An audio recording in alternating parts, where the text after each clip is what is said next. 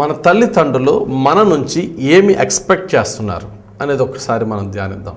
మన తల్లిదండ్రులు మన నుంచి ఏమి ఆశిస్తున్నారో మన పరమ తండ్రి అయినటువంటి దేవుడు కూడా మన నుంచి అదే ఆశిస్తున్నాడు. ఏం ఆశిస్తున్నాడు ఒకసారి చూసినట్లయితే తల్లిదండ్రులు మన నుంచి ఆశించేది మూడు. మనము తల్లిదండ్రులకు ఇవ్వాల్సింది కూడా ఆ మూడే.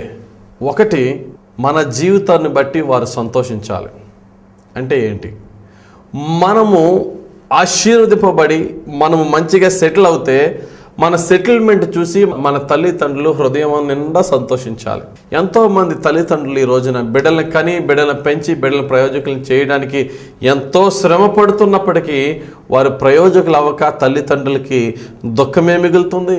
తల్లిదండ్రులను సంతోషపరిచే బిడ్డలు బహు అరుదు. 100కి సమాజంలో 70 నుంచి 80% బిడ్డల కన్నా తల్లిదండ్రులకి ఈయన ఎందుకు కన్నాను రా బాబు అనిపించే పరిస్థితి ఏదో ఒక సమయంలో కలుగుతుంది. ప్రియులారా, మనం కనుక అటువంటి స్థితిలో ఉంటే బైబిల్లో ఒక మాట ఉంటుంది. సామెతల గ్రంథం 23వ అధ్యాయం 25వ వచనం, నీ తల్లిదండ్రులను నీవు సంతోష పెట్టవలెను, నిన్ను కనిన తల్లిని ఆనందపరచవలెను. నీ తల్లిదండ్రులను సంతోషపరచు, నిన్ను కన్న తల్లిని ఆనందపరచు. ఎప్పుడు? 23వ అధ్యాయం సామెతల గ్రంథం 22వ వచనంలో, నీ తల్లి ముదిమి యందు ఆమెను నిర్లక్ష్యం చేయొద్దు. నీ తల్లిదండ్రులు వృద్ధులుగా ఉన్నప్పుడు వారిని నిర్లక్ష్యపరచకుండా వారిని సంరక్షించి నీ మంచి సెటిల్మెంట్తో నీ తల్లిదండ్రులను సంతోషపరచవలసిన బాధ్యత నీకు నాకు ఉన్నదని దేవుడు చెప్తున్నాడు. కాబట్టి మొట్టమొదటిగా we should make them happy, వాళ్ళని సంతోషపరచాలి. మన తల్లిదండ్రులు మన నుంచి ఆశిస్తున్నది రెండవది ఏంటంటే ఆనర్, ఘనత. వారు సమస్తమైన ఘనతకు వారు అర్హులు. ఎటువంటి ఘనతను మన తల్లిదండ్రులకు ఇవ్వాలి. మనం ఒక ప్రయోజకులు అయిన తర్వాత, ఉన్నత స్థితికి వెళ్ళిన తర్వాత, ఈ రోజుని ఈ స్థితికి నేను రాకముందు, నేను చదువుకుంటున్న టైంలో నా తండ్రి యొక్క శ్రమ, నా తల్లి యొక్క బాధ, వాటినన్నిటినీ నేను జ్ఞాపకం చేసుకుని, అమ్మా ఇది నీ కృషే డాడీ, ఇది నీ కష్టార్జితమే అని మనం వారి దగ్గర చెప్పగలగాలి. 10 మందిలో ఈ సాక్ష్యం చెప్పగలగాలి. అబ్రహాం లింకన్ అమెరికా దేశానికి ఒక అత్యున్నతమైనటువంటి ప్రెసిడెంట్, చాలా పేద కుటుంబం నుంచి పైకి వచ్చాడు.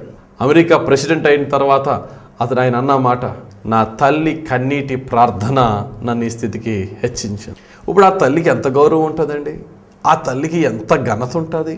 అతడు చెప్పిన ఆ సాక్ష్యం బైబిల్లో ఒక సందర్భంలో రాజు అయిన సొలొమోను ఆయన సింహాసనం మీద కూర్చున్నాడు. బైబిల్లో కానీ ప్రజెంట్ హిస్టరీలో కానీ ఇప్పటి వరకు ఉన్న రాజుల్లో సొలొమోన్, కింగ్ సాల్మన్ లాంటి గ్లోరియస్ కింగ్, వైభవము కలిగిన ఉన్నతమైన దేవుడి యొక్క మహిమ కలిగిన రాజు ఎవ్వరూ లేరు. Richest king on the face of the earth. Solomon తన యొక్క అంతఃపురంలో ప్రపంచంలో ఉన్న హెడ్స్, కింగ్స్ అందరూ కూడా వచ్చి ఆయన దగ్గర జ్ఞానాన్ని సంపాదిస్తూ ఆయనకి బహుమానాలు తెస్తూ ఉండేవారు.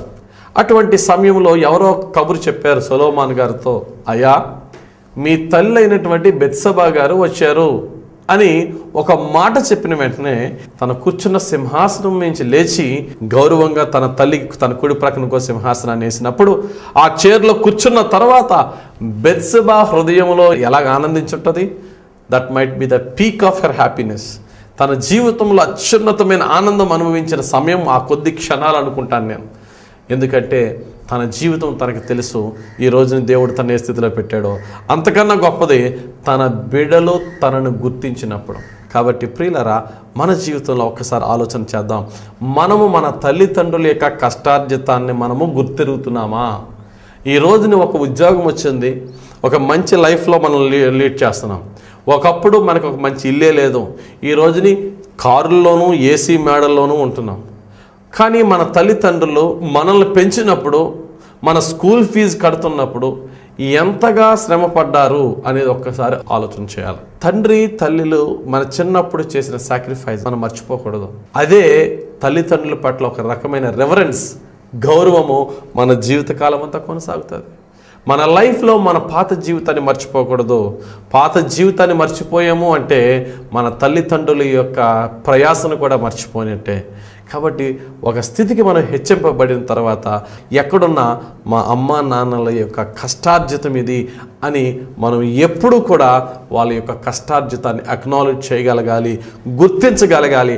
అప్పుడే ఆ తల్లికి ఆ తండ్రికి ఘనత. అందుకనే బైబిల్లో ఒక మాట ఉంటుంది, సామెతల గ్రంథం 31వ అధ్యాయము 28వ వచనం, ఆమె కుమారులు లేచి ఆమెను ధన్యురాలందరూ. ఆ తల్లిని తన బిడ్డలు పొగుడుతారట. నువ్వు దీవింపబడిన దానువు, నీ ద్వారా మేము దీవింపబడ్డామమ్మా అని బిడ్డలు లేచి కొనియాడాల, గణపరచాల ఆ తల్లిని. ఈరోజు ఎంతమంది బిడ్డలు తల్లి దగ్గరికి వెళ్ళి ఈ మంచి మాటలు చెప్పి తల్లిని సంతోషపరచగలుగుతున్నారు? ఈ రోజున అసలు పిల్లల తల్లిని పక్కన కూర్చోబెట్టుకుని మాట్లాడే టైమే తల్లిగా ఇస్తున్నారా? ఒకసారి ప్రశ్నించుకుందాం. నాకు నేనుగా, నీకు నువ్వుగా నీ తల్లిని నీ తండ్రిని ఏ విధంగా చూసుకుంటున్నావు? ఒకసారి ఈ వాక్యం ద్వారా మనం సెల్ఫ్ ఇంట్రాస్పెక్షన్ చేసుకుందాం. ఒక్కసారి మనం పరిశీలన చేసుకుందాం. మొట్టమొదటిగా మన మంచి సెటిల్మెంట్తో మన తల్లిదండ్రులను సంతోషపరచాలి. రెండవదిగా ఈ సెటిల్మెంట్కి నా తల్లిదండ్రుల యొక్క కష్టార్జితాన్ని గుర్తించి వారి ముందు ఒప్పుకుని వారిని గణపరచాలి. మూడవదిగా మనం చేయవలసింది ఏంటంటే, వారి చేసిన ఉపకారమునకు ప్రత్యుపకారము చేసే సమయం ఇది. వాళ్ళకి ఇష్టపూర్వకంగా, హృదయపూర్వకంగా వారికి సేవను అందించే సమయంలో ఉన్నామని గుర్తెరగాల. నా తల్లి చేసిన కష్టానికి, నా తల్లి చేసిన శ్రమకి, నేను చంటి వయసులో నా యొక్క తల్లి పక్కన పడుకుని పక్కలో నేను పాస్ చేస్తున్నప్పుడు నా తల్లి నన్ను అక్కడ క్లీన్ చేసినది మొదలుకొని ఈ రోజు వరకు నా తల్లి నా కొరకు ఎంత శ్రమ పడింది, డే అండ్ నైట్. అది నా మనసులో నేను గుర్తుపెట్టుకుని ఈరోజు నా తల్లి ఈరోజు నా తండ్రి వృద్ధుడైపోయారు, ఆయన మంచం మించి లేవలేకపోతున్నారు. ఇటు నా భార్య సహకరించినా సహకరించకపోయినా, నా భర్త సహకరించకపోయినా నా యొక్క తల్లిని నా తండ్రిని ఏదో విధంగా ఆర్థికంగానో శారీరకంగానో ఏదో విధంగా సంరక్షించవలసిన బాధ్యత నాకుంది. ఆ బాధ్యతను కనుక నేను చేయకపోతే నా లైఫ్లో దాని యొక్క శిక్ష నా మీదకు వస్తుంది అనే భయంతో అయినా సరే ఈరోజు మనం మేల్కోవాలి. నా ప్రియ సహోదరి సహోదరుడు, పరమ తండ్రి అయినటువంటి దేవునికి, యేసయ్యకు ప్రీతికరంగా మన తల్లిదండ్రులకు సంతోషకరంగా జీవిద్దాం. చెడును విసర్జించి క్రీస్తుని హత్తుకొని క్రీస్తు బాటలు నడుద్దాం. దేవుని దీవెనలు ఇప్పుడు మన వృద్ధాప్యంలో కూడా పొందుకుందాం. దేవుడు తన పరిశుద్ధ వాక్యం దీవించి మనందరి జీవితంలో నెరవేర్చునుగాక. ఆమేన్. ప్రార్థన చేసుకుందాం. ప్రేమ కలిగిన మా ప్రియ యేసు ప్రభువా, మా పరమ తండ్రి, పరిశుద్ధాత్ముడా, త్రియేక దేవ, ఈ సమయంలో నైనా నీ వాక్యమును ధ్యానించుకోవటానికి మాకు ఇచ్చిన అవకాశం బట్టి వందనాలు. పరమ తండ్రి అయిన నిన్ను, మా శారీరక తల్లిదండ్రులను మేము సంతోషపరిచి మీకు ఇవ్వాల్సిన ఘనతనిచ్చి మీకు సేవ చేసే ధన్యకరమైన జీవితము మా అందరికీ దయచేయమని యేసుక్రీస్తు వారి పరిశుద్ధ నామములో ప్రార్థించి మమ్మలను మీ పరిశుద్ధ పాదాలకు అప్పగించి వేడుకొనుచున్నాము మా పరమ తండ్రి. ఆమెన్. God bless you. దేవుడు మేము దీవించుగాక. మన తల్లిదండ్రులను ప్రేమిద్దాం. God bless you.